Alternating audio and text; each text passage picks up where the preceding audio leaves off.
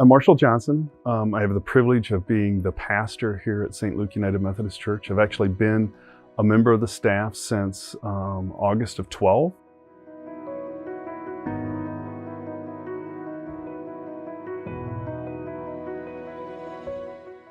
We have two very different worship experiences. One is at 10:30, it's your traditional Protestant service in which the music and the liturgy and the prayers and the preaching drive the service. So there's a lot of ways for your spirit to encounter the community and the message. Great people, warm, conversational. The 9 o'clock service is just different. We sit and have coffee and donuts around small tables, much like a coffee shop, and the service is driven mostly by a conversation between the pastor and the people. It is very relaxed. You can wear a tie if you feel like you need to, and most people wear shorts and flip-flops. It's about the community that's created around the questions of our faith.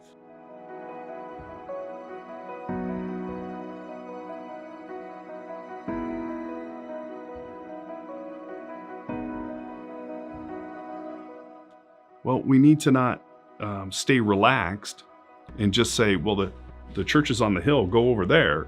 We got to get out and meet them, whether it's at the school, whether it's in the community, whether it's, just wandering around and saying hello.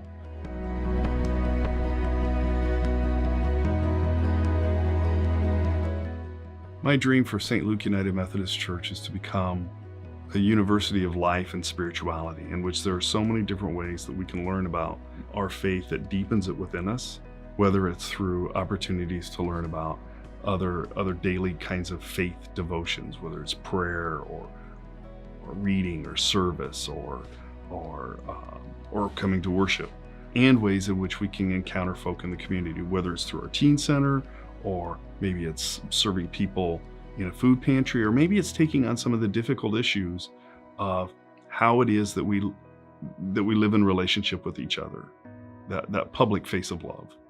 When we ask difficult questions about how things have impacted our culture that have not always been fair or just to each other, and take on those hard issues.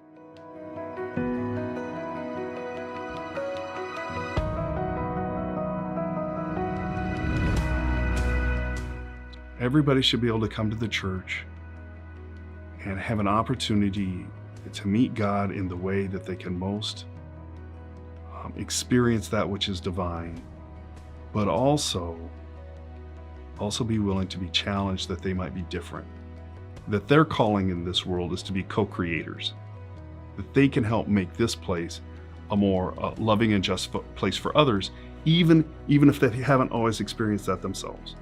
Many times we get these stories that we listen to in our own lives, from our own experiences in our families or in communities, or sometimes they're not helpful experiences that we've had at other faith communities.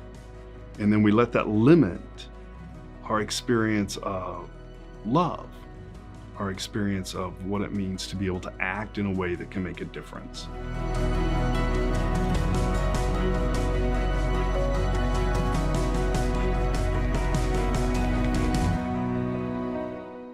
What's more important, faith or works? Well, Wesley would say, your faith is important. How it changes you is critical. But if it is just if you just keep it as a spiritual inertia, as a wonderful, lazy boy of love, and it doesn't empower you into the world to be able to act and relate to others in a different way, then it is not of much use.